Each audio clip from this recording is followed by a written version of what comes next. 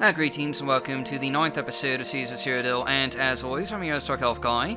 And it's been a really long time since we've had any Oblivion content on the channel, and I do apologise for that. Getting some of our Morrowind series back up to speed, kind of just took priority for a little while there.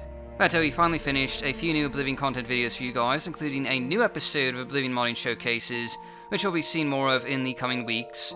And in the meantime, though, we do have another fairly large town mod that we're going to be taking a look at here today, to help populate the rather underpopulated nature of the Cyrodiil countryside. And yes, we're just going to be taking a look at one mod in today's episode, since it happened to include 3 new villages in it just by itself. And the mod we're going to be taking a look at here today is villages by CD470 and Martins, and cleaned up by Vvardenfell.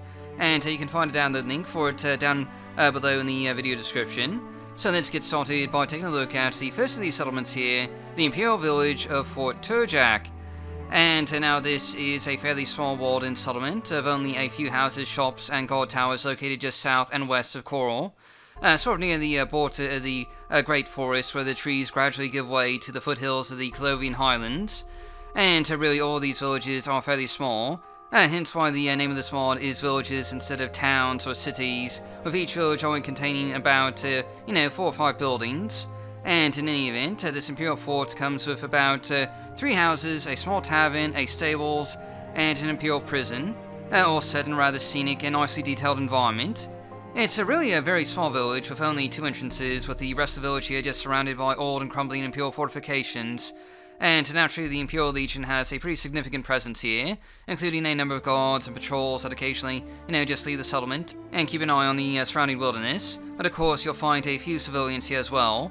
And real quick, you can see the fort on the map here, and it's a bit out in the wilderness a ways, with a decently long commute to the nearest city of Coral. But of course, it does come with a map marker for easy fast travel. Now, unlike a lot of town mods out there, each of these villages and settlements comes with at least 1 quest, and really, from what I've played so far, I'd say each settlement here has between 2 and 3 quests each.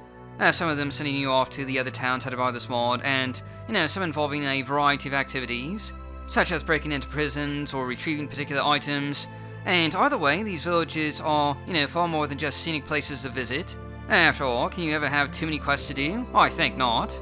But before we move on, we're going to just take a look at a couple more of the interiors here. And most of the residents of Fort Turjak seem to be, a bit on the poorer side, so you'll mostly be seeing lower class housing with some rather lackluster furnishings here and there. But there is also a tavern here with a few services, where the locals come in to drink and, commiserate about the dealings of the day. And while there's no player homes here, you can always, rent a bed. And next we're going to be taking a look at the farming village of Beram. And really calling this a village is perhaps a bit of a stretch. It's basically more of a farmstead than anything else. With just 3 houses, a few gardens, and fields of crops, and also a small pen for the sheep and horses. And this is, to say the least, a really rustic backwoods place, just sort of hugging the hillside here, but nonetheless it is rather beautiful and scenic in its own way. With that sort of rustic charm that can make a place like this feel just a bit cozy. And it's really a nicely detailed and rather compressed settlement, with everything pretty close together. And again though, you won't find any player homes here. And this settlement also doesn't really have any services, so no, taverns or shops for the most part, though the locals do sell a bit of food here and there. And you can see this village on the map here, and it's really not too far away from Hall. Just a short commute outside the walls and going up towards the mountains here a bit. And obviously it does have a map marker for, easily teleporting back and forth. And like the other settlements we'll be taking a look at in today's video, this one also has a couple of unique quests that come with it, including a fair bit of dialogue from the local residents, complaining about a wizard that set up shop here. And there's also a quest to help the farmers here find a market for their, various crops and the like. And now again, we're going to check out just a couple of the houses here. And overall, while these are still, very much lower class homes, they're a bit more, cozy than the residents we saw back in Fort Turjak, with warmly lit fires, and some slightly better furnishings, and really these homes seem to be, just have better upkeeping in general than the ones we saw before. And finally, we're going to take a look at the riverside village of Storlien. And no, I have no idea how to pronounce that name. Really, I don't know how to pronounce any of these village names.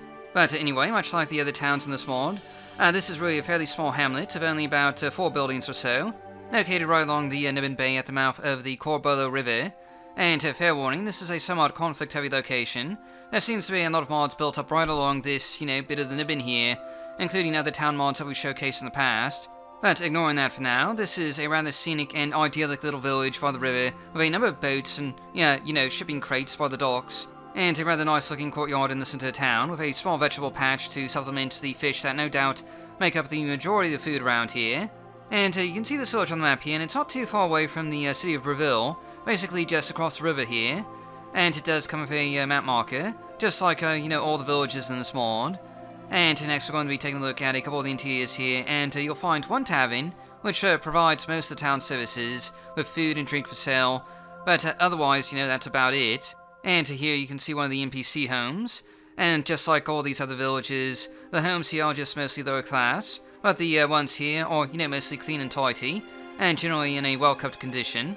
And anyway, all in all, each of these villages is fairly different from the rest, each in a different part of Cyrodiil, and with a number of quests to check out, as well as a couple of taverns and, some basic services, though the real appeal here is almost certainly the questing content. They do help to add just a bit more civilization to the landscape though, and they're definitely worth checking out and, just playing for yourself. And that wraps up today's episode of Cities of Cyrodiil. We'll be back in about a month or so with another episode, and in the meantime you'll find down the links down in the video description below. So thanks for watching, and I'll see you all next time!